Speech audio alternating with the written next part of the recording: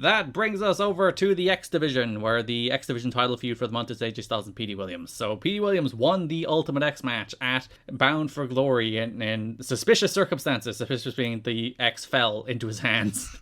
In the coolest ending ever. Fuck you, Dave Meltzer, again. Maybe Dave Meltzer was just never fair to TNA. Should we start like that part of the podcast now? There are people who do push that as a narrative, and I think he's probably historically harsher on TNA than he needs to be, but then there's also long stretches where TNA is really bad. So...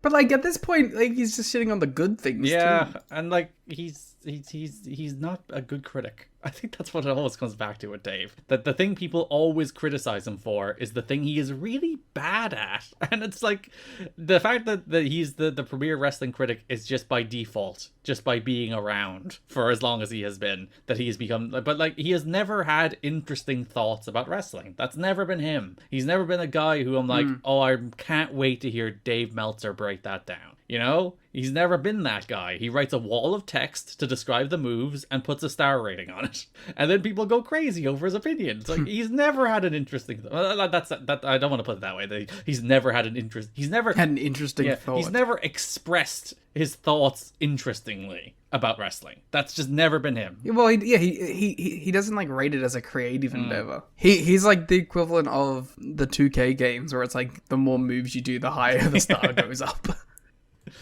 So, the October 29th Impact, we have a tag team match. AJ Styles and Sanjay Dutt versus Alex Shelley and Roderick Strong. I like this match a lot. I thought they went out there and worked a real good TV match. There's a better match the next week, but I do like the little continuity. I'm not sure is it deliberate, but like of the people that Styles chose to face Daniels, there was Shark Boy and there was Sanjay, and now he's teaming with Sanjay. So I feel like there's a little bit of continuity there. He's like teamed with his pal. Well, because Sanjay's also like one of the only pure babyface X-Division guys other than AJ. Yeah, there's him, AJ, and Sabin. Really, there's a lot, and then there's a lot of heels, which I guess makes sense when you have a babyface champion, but maybe when you don't. I mean, you look at the X match at the pay-per-view. You have Aries and Bentley on the same team as Sabin and Sanjay. And like Aries is meant to be a babyface, but he's also Austin Aries. Yeah, like he's like, but like Matt Bentley is very clearly still in. So D'Amore joined commentary to complain about the fact that the Ultimate X is being done over because the rematch will be done on the primetime special. And he's like, we want fair and square. Roddy did a dropkick and then did AJ's taunt, so AJ spat in his face. Which is awesome, actually.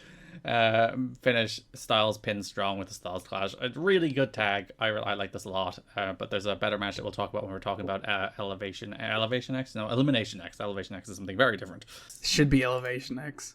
I fucking love Elevation X. It's so Especially dumb. An 8-man scaffold match. An 8-man elimination scaffold match. So you have to throw 7 people off the scaffold. Yeah, last man standing. So they redo Ultimate X on the primetime special. Petey Williams, Chris Sabin, Matt Bentley again. Petey Williams wins again. I fell asleep. It got a little fire display, though. They set off some fire for Ultimate X. Petey started chasing Tracy up the Ultimate X structure, but Bentley clotheslines him. That was a fun bit. I love Petey's weird obsession, bordering on creepiness, with Tracy Brooks. Hall of Famer Tracy Brooks. Yeah. That's an Impact 1000 spoiler, Liam. It's going to be out after Impact 1000? Well, it was taped last night, but... I know, but I'm saying, like, it'll be out after...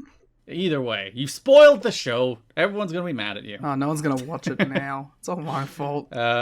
Petey powerbombs Bentley from the cables, and then the X started dangling from one thing again. It started falling. It was like, not again! No! It would have been perfect if it fell and he caught it again. Oh, if they actually did it, like they manipulated it this time, somehow, with magnets. It's actually the magnet at the core of the Earth that keeps everybody, that instills gravity. It pulls the X down. See, it's even fucking that up. Bentley kicks Petey from the cables into a Petey Rana on Sabin. Matt Bentley throws such a good super kick. I've discovered this. It is great. And like, you know, legally he has to. It's genetic. It runs in the family. But there's a bunch of super kicks. He hits one on Elimination X as well that is just perfectly timed. It's like, it's not the connection of the kick, it's like the timing of the kick. It's like whenever he does like a sequence that is punctuated by him hitting the super kick, like the timing of that super kick is always perfect. So D'Amore tries to interfere, but Tracy spears him. Both Petey and Bentley are dangling, but Petey kicks Bentley in the balls and wins. And the Morphoplex move of the night is the Canadian Destroyer, getting that 200 grand. So Petey will once again officially challenge AJ Styles at Genesis for the X Division title after he's won 2 Ultimate X matches to earn the honor. That's a hell of a build for someone, like a hell of a mini push, to have them win 2 Ultimate X's. That's what you get when you have equipment malfunctions, I guess.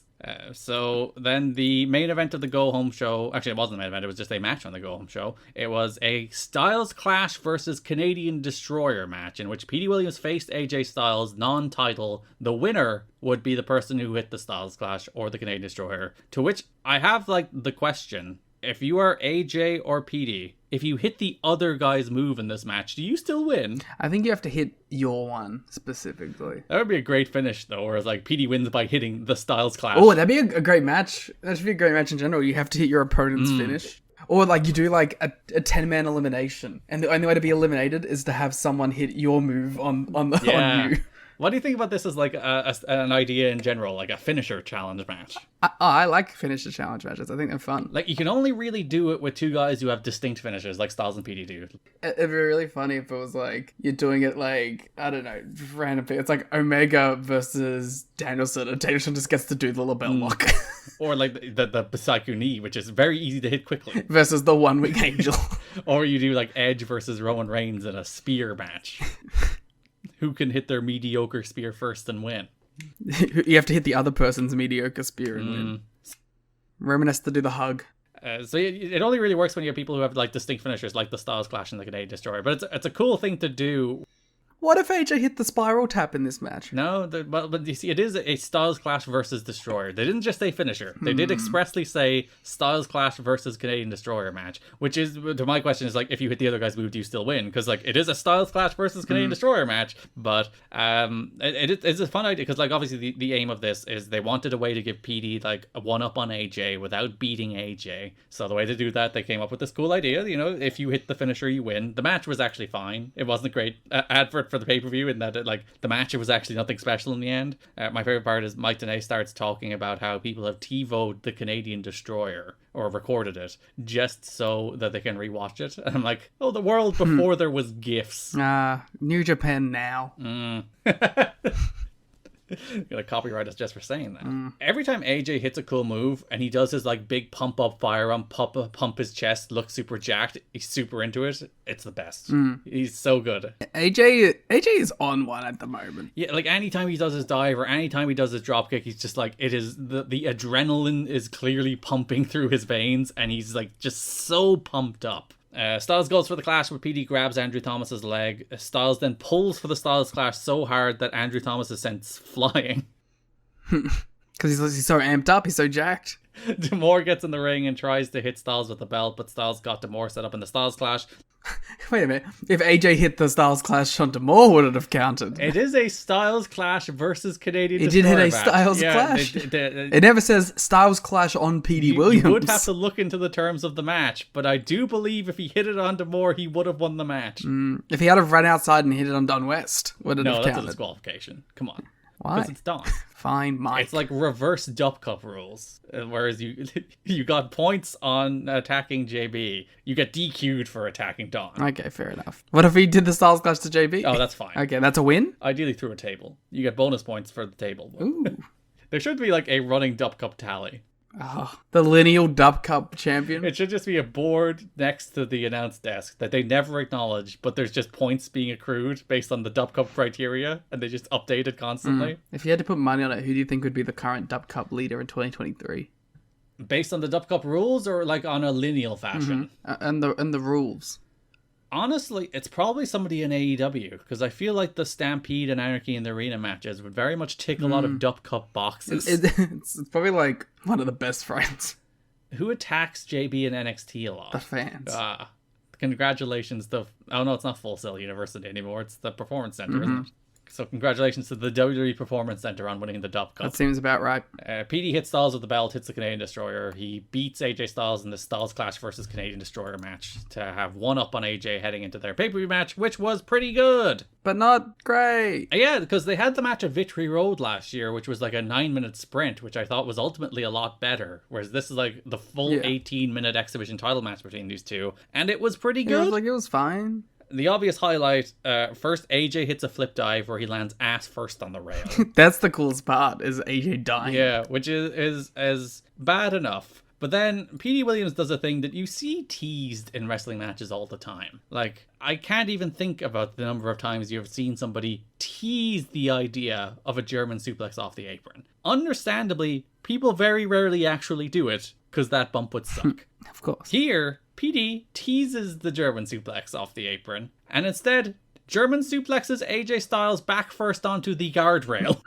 It's such a dumb bump. He just died. He's just dead. His back is broken. He never wrestled again. It's all over for AJ Styles. This was it. But no, because AJ is a weird Gumby man. I don't understand how he works. He just keeps going. Like, this should kill him, man. He is German suplex. He should be impaled on that rail. He should have also lost his ass on the dive, literally, and then lost his back. I think, like, the way they set this up. So A1 clears out the crowd, and A1 standing in like the crowd. So I think what they're meant to do is Petey is meant to German suplex AJ from the apron over the rail into like the first couple of rows where A1 catches him. Mm-hmm. Yes, a reasonable spot. Again, crazy as it, like, that's a stupid spot. And even to think it's like, German off the apron, we're going to clear the rail, everything will be fine. Even to think that, stupid. But the way it works out that he does not clear the rail, he just lands back first on the rail. I think it's because, like, Petey goes too low. Like, he, like, drops his hips too low. And it might just be the thing that, like, Petey, like, I don't know how he does that to clear the rail, because, like, I think he's shorter than AJ. And also, Petey has to be aware that he's jumping backwards and not to slam his own head in the back of the into the guardrail. So it's like he was probably trying to protect himself, which like put him at a lower angle, which then just drove AJ's shoulder first into it. I actually think A1 felt being like, all right, I'm going to catch AJ. Okay, oh no. No, he's a worker, so he jumped over there and kicked him a couple times to get escorted out like he was meant to. Yeah, he got booted for that. Petey took a flip bump on the forearm. Joe came out and watched on from the ramp as Styles hit a middle rope Styles Clash for the win and stared down Samoa Joe, who we will talk about more in a moment. Yeah, good match. It's only really notable for that rail bump because that rail bump is actually insane. Yeah, just the couple big AJ bumps in this match, really, which you can see on our Twitter, so you don't even have to watch the full match. Yeah.